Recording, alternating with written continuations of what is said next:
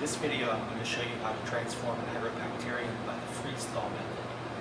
The freeze-thaw method is a very simple and quick method to transform Agrobacterium. It doesn't need electrocuvettes or an electroporation apparatus. All it needs are ice, liquid nitrogen, and a 37-degree water bath. The transformation is done in a single tube, and the competent cells for this process are very easy to make because you only have to grow an overnight culture of Agrobacterium in LB, pellet that culture, and then resuspend that culture in a smaller amount of fresh LB. Then snap freeze all of your aliquots in liquid nitrogen and store it -80 for later use. It is not necessary to grow Agrobacterium to the logarithmic phase or harvest them in logarithmic phase, which is often hard to catch. Rather, you can use an overnight culture. Here I have some aliquots of the freeze-thaw competent cells, 125 microliters each. These aliquots were at -80 degrees. What I did is I rapidly thawed them out in my fingers until the point where they just began to thaw, and then I put them on ice here. Now what I'm going to do is I'm going to just simply add 1 microliter of various DNAs to these cells.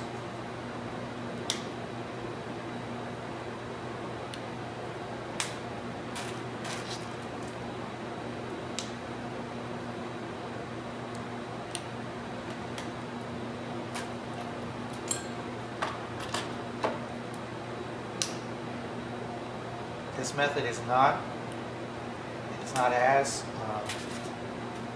doesn't have as high a transformation efficiency as electrotransformation.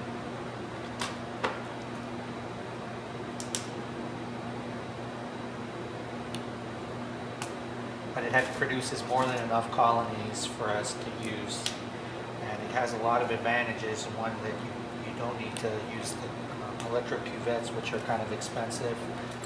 So expensive that some labs actually clean those things out.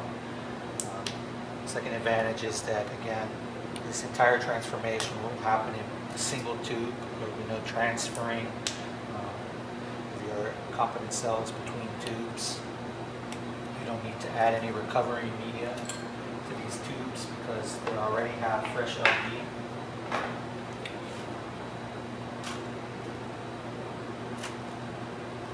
I'm going to just mix them by gently flicking them.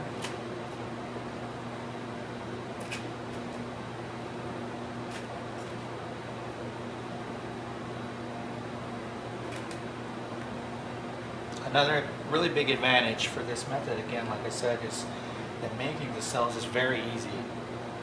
Making the cells, you simply grow an overnight culture, spin it down, get the pellet, and resuspend it in a smaller amount of fresh LB.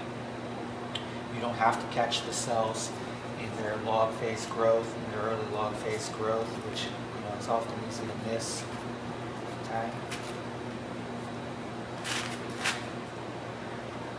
Alright, so I'm going to put this in a little flotation rack, and so we have ice and we have some liquid nitrogen here, just a small amount of liquid nitrogen. I'm going to just take this rack and I'm going to freeze it in liquid nitrogen.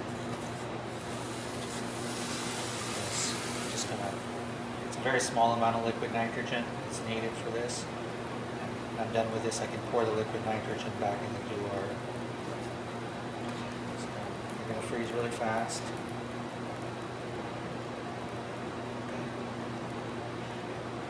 Now we're going to go over to our 37-degree water bath. And what we're going to do is we're going to put it in the 37-degree water bath for 5 minutes for a heat shock. Alright, now I'm going to drop these frozen cells into a 37-degree water bath. It's right here. Use forceps because it's cold. Just drop them in there. And I'm going to start my time. 5 minutes. What's going to happen is the freeze-thaw process basically allows plasmids to get inside of the Agrobacterium, and that's how the transformation happens. I'll come back to you after the 5 minutes is over. Alright, our 5 minutes is up, so I'm going to take these guys out of here. Shake them off a little bit. I'm going to dry these guys off.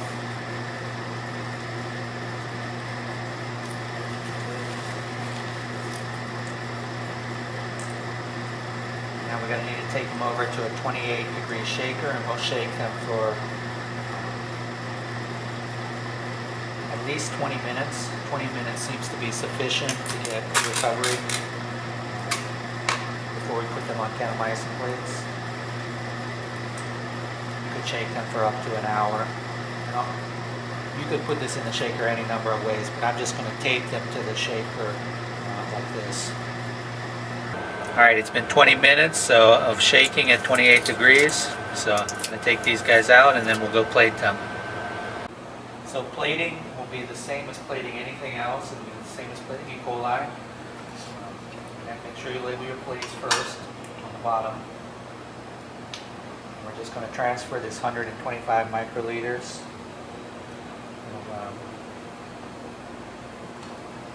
of cells to the plate.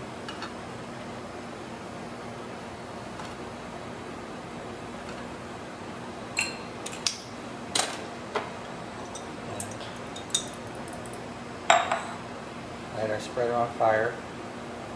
It's 95% ethanol, so it's sterile. And you're just going to spread bacteria around. Try to make it even, spread it out even like that. And you'll have it pretty even on the surface. And that's finished. We'll sterilize that spreader again, and we'll do the same thing for these other transformations.